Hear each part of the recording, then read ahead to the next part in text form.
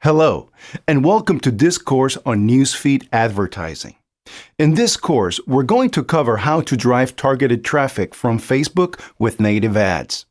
This course is divided into 3 modules. Module 1 covers marketing objectives. Module 2 covers audience, ad placement, and budgets. And Module 3 covers creating the actual ad itself.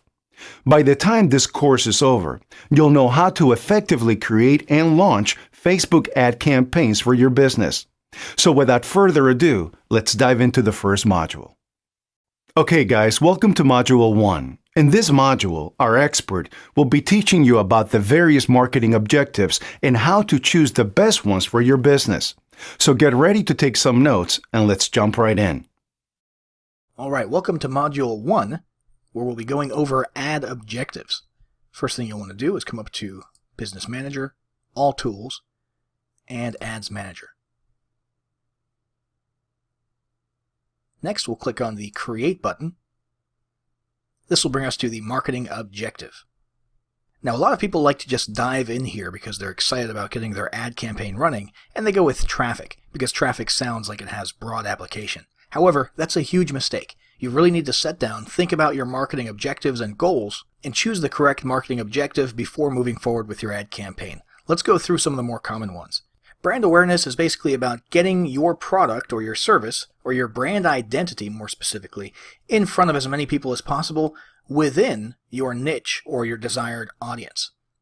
Reach, on the other hand, is similar, but it's not going for a certain type of people or type of demographic. So reach would be primarily for products with broad appeal. If you're starting, for example, a vacuum cleaner company or a bottled water company, that applies to everyone, and so reach might be a smart decision in that case. However, if you're selling industrial copiers or fax machines or something like that, obviously your desired audience is a little more unique, and so you'll want to go with brand awareness. The next objective category is consideration. The first of these is traffic. This is probably the most common one that people think of. Driving traffic from Facebook over to your web properties, whether it be a lead page, a sales page, your website, or some content. Now, there's a few different types of consideration besides traffic that a lot of people don't think about too often. Engagement is designed to get exactly that, engagement. Likes, follows, shares on your actual Facebook content. App installs, if you're in the mobile app industry, is also an option underneath the consideration category. Video views for video content. If your business is video content heavy or video content centric, or if you have viral content that you're hoping is going to increase the reach of your brand, then video views is a good objective to choose. Lead generation. This actually allows you to create lead capture Facebook ads, Facebook lead ads within the newsfeed that don't even require people to leave Facebook. And this is a very powerful, relatively new tool. Messages are another awesome approach, and probably the newest big trend in Facebook marketing in recent months. With these, you can actually get conversations started with prospects and potential customers inside of Facebook Messenger and actually leverage Facebook Messenger as a marketing and sales platform. Next, there's conversion. This category is probably what you want to look into if you're really looking for bottom line revenue generation, sales, if you're doing conversion rate optimization, if you're driving traffic through funnels and you're trying to create a self-liquidating offer, that type of thing. Conversions are different from just general traffic because you're driving specific types of actions inside of your web properties or across multiple pages of web properties, and Facebook will actually tweak and affect your ad performance based on these goals, and with the help of conversion tracking, which is also provided by Facebook.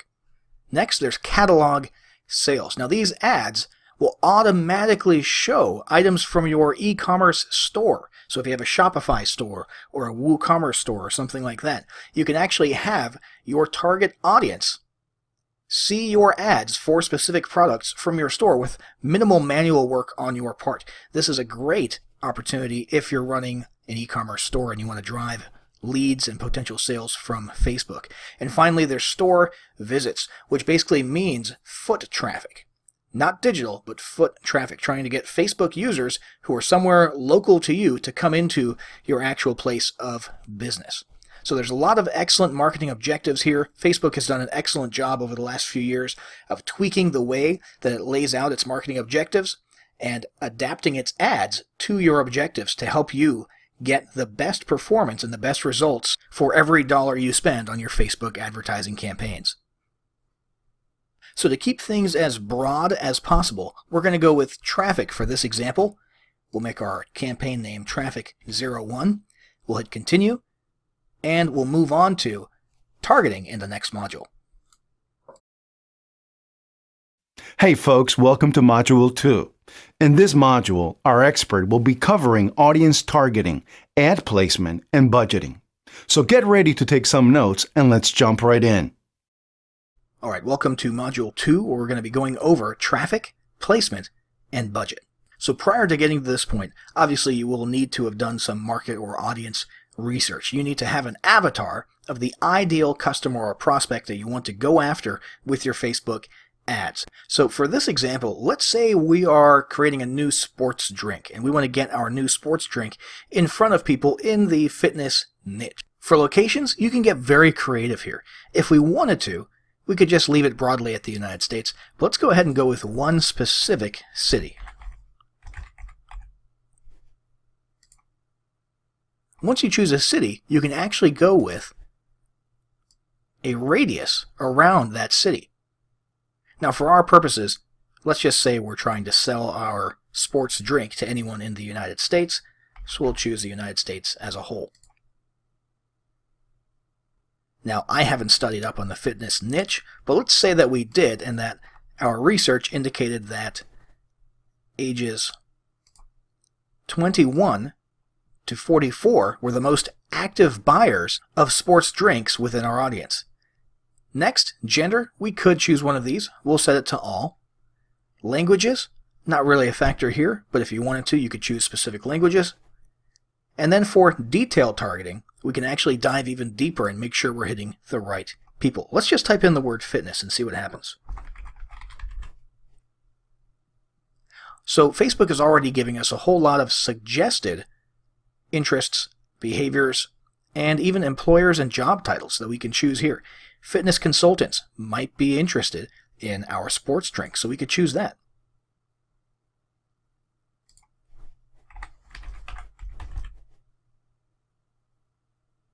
Physical fitness as a general interest has a huge following, 311 million. That might actually be a little too broad. So let's go with men's fitness, a little bit more narrow. And while we're at it,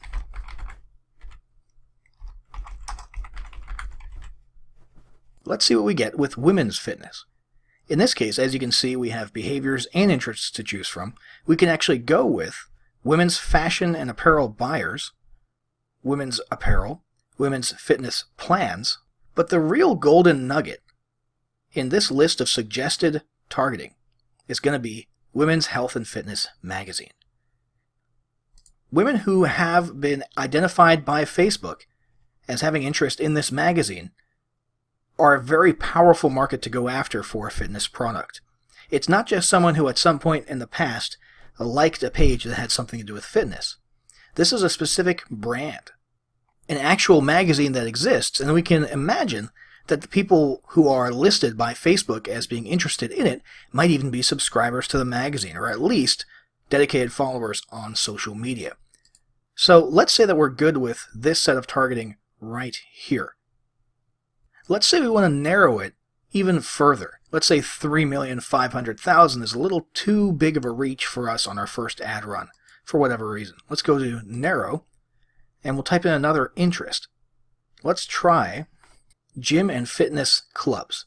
Now, when we chose that, our audience shrunk to 150,000 people. And that's because Facebook uses AND logic instead of OR logic between these two boxes here. We're narrowing. So in this case, anybody who wants to be in our audience must be a part of this audience and any of these three, rather than this one or this one or this one or this one. That's what narrowing does. It's very powerful. In this case, we actually narrowed our audience a little bit too much. So we can click X to remove that and logic, and we'll proceed forward with our 3.5 million people potential reach. Moving on to placements. It's becoming more and more recommended to choose automatic placements because Facebook, as a platform, is very smart. It knows what's going to get you the best results most of the time. If you wanted to come in here and manually choose your placements, let's say you have an actual practical reason for only wanting people on mobile, or only wanting your ad to show up in the newsfeed instead of the sidebar, or only wanting your ad on Instagram, you could certainly come through here and mark each of these. You might have a reason for this having to do with your audience research. Perhaps you learned that the most active purchasers of sports drinks make their purchases on mobile phones. Now, that doesn't sound very likely, but just as an example, you might have a good reason for doing this. However, for starters, you might want to let Facebook do the heavy lifting here and go with automatic placements. And after you've run your first 1 or 2 campaigns, then you can look back and see which placements performed best, and then start manually choosing those in the future. In this case, you're taking the risk out and letting Facebook do all the hard work on your first couple of campaigns, and you can use that data later on to make your ads perform even more efficiently. So let's move on to budget. Now, budget is an incredibly important factor of your campaign to get right because it will significantly affect the performance of your campaign. Now, the first decision to make is daily versus lifetime. If you were to go with a lifetime budget, you'd basically be setting a max amount to be spent during a specific period of time for your ad campaign. If you're going with an evergreen approach, meaning your offer isn't going to expire or you're not working with a hard launch period, daily budget might be best. And basically you'll be deciding how much you want to spend per week in this case. Now, let's move to run my ad set continuously starting today. You'll see in this case, you'll spend no more than $140 per week, but the daily amount will vary. Facebook will simply make sure that the average across each week is approximately $20. But you might spend a little more than that or a little less than that per day. If you choose a start and end date, however, Facebook will automatically calculate the total amount that you will have spent by the end of that ad campaign. So again, it comes down to whether you're working with a hard launch or an expiring offer, or an actual evergreen offer that doesn't expire. Next up, let's talk about optimization for the ad delivery. This is very cool and very important. Facebook has recently wised up to the fact that a lot of clicks that people pay for don't actually turn into real website views. So let's read through this really quick just so we understand. Facebook allows you to optimize now for landing page views to find more people in your target audience who will click on your ad, and listen to this, and wait for the landing page to load. Facebook is actually tracking, with the help of conversion pixels and so on, the performance and the behavior of people after they click from Facebook and go off to the millions and millions of landing pages out there. And they know, with their algorithms and with their data, what type of people are more likely to click on a landing page that's relevant to them and wait for it to load, and what type of people are more likely to click once and instantly bounce because they're not willing to wait for the page to load, which is a surprisingly large amount of people. So let's say we're going for clicks to landing pages instead of just general broad clicks. Now, other options here would have been impressions, which basically you're just paying for how many people are going to actually see your ad in their newsfeed or pop up in their sidebar and so on. Or daily unique reach, which basically sets a maximum for people to see your ads once per day. Now, we'll stick with landing page views for the purpose of this example. Bid amount. So this should be left to automatic, especially if you're new to Facebook ads. You're letting Facebook do the heavy lifting once again, just as we are with placements, and they will figure out what the most optimum bid strategy is. Don't worry about choosing this and thinking that Facebook is going to rip you off and make you pay more than you should be for your ads. Facebook knows that the better performance and better bang you get for your buck, the more likely you will be to continue giving them more money. So they will make sure that your ads work as good as possible. Now, if you wanted to go the manual route, you'd actually have to choose your bid amount and set it per landing page view. Again, that's an actual view, not just a click.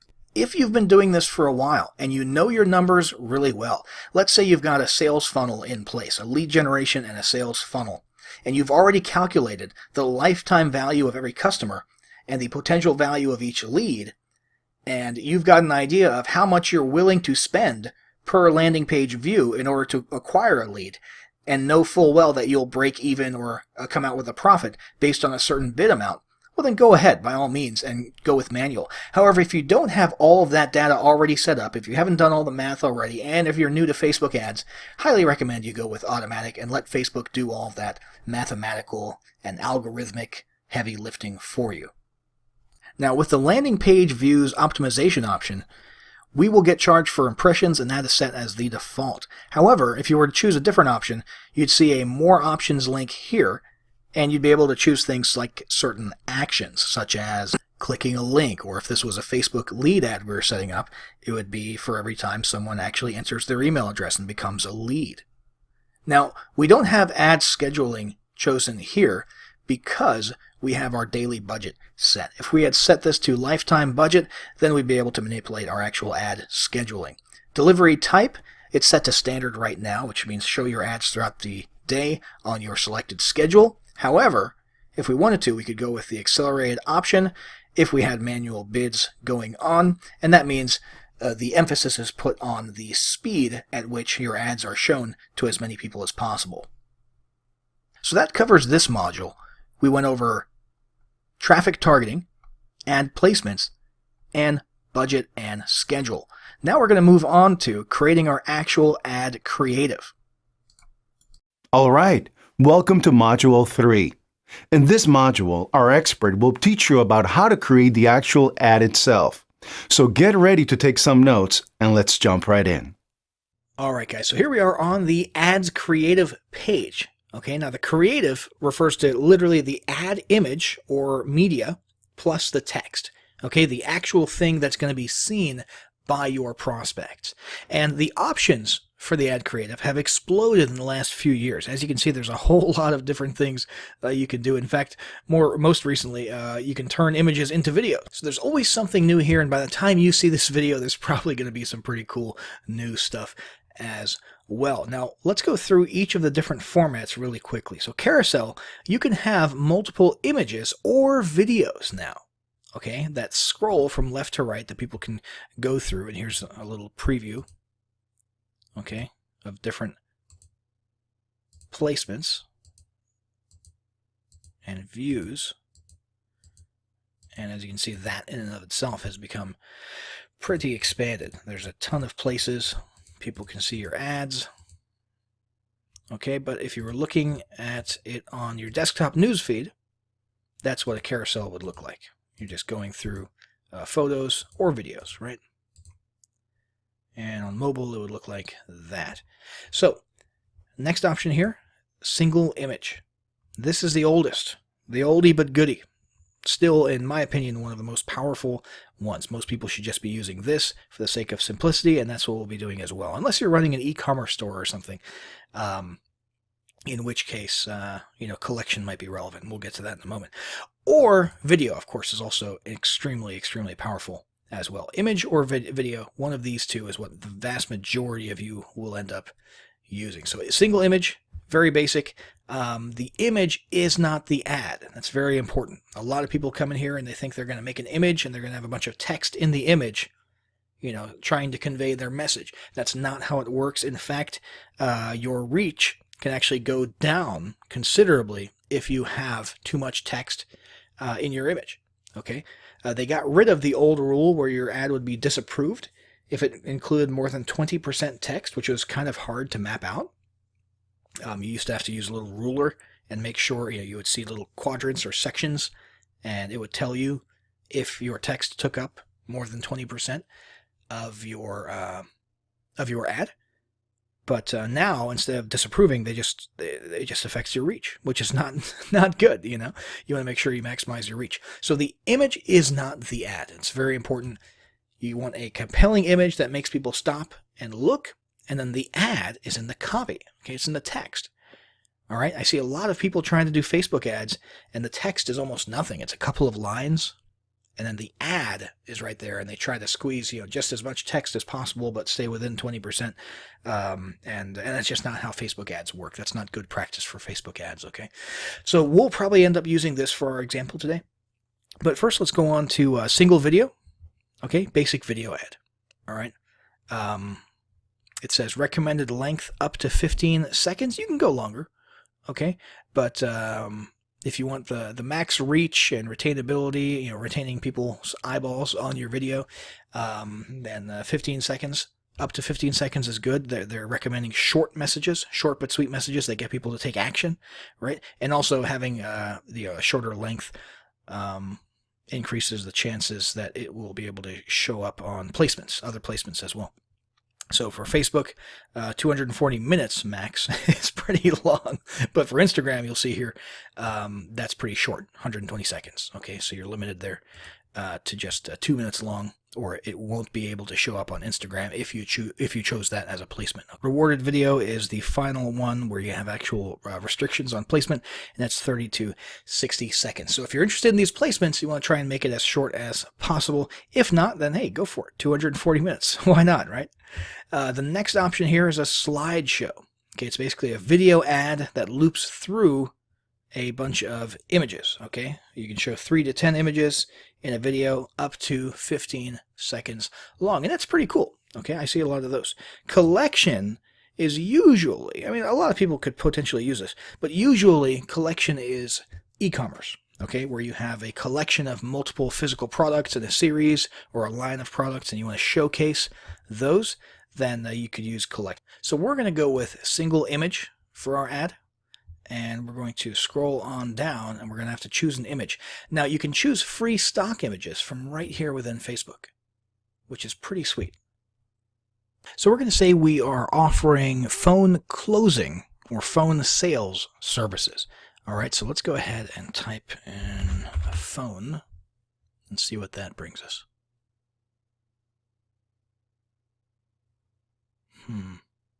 There we go. Dude on a phone. That's pretty much all we need. Okay? It's a good-looking stock image, and that's really all we need. So let's come on over here to text. I'm going to paste in some copy. Now this copy, you'll notice, is long, and it's supposed to be long. In fact, it can be much longer than this. Okay, this is kind of short as copy goes among the those in the know about how Facebook ads should work. Okay, now this takes people through basically a content piece almost. This is kind of like a mini blog post, and fix some typos here. And it basically takes people through a long, drawn-out explanation of why they should be interested in what we're offering, okay? This whole diatribe here is about sales versus closing, okay, and how selling and the traditional concept of sales needs to stop. All the old sales tricks need to stop. And a more thoughtful approach called closing is what you need to be using on the phone and in your business, okay? And basically at the very end, there is a call to action. Click Learn More to grab our free guide on high ticket closing, and of course that brings them as a lead into our system. We're still fantasizing here, at which point we can offer them afterwards our phone closing services, right?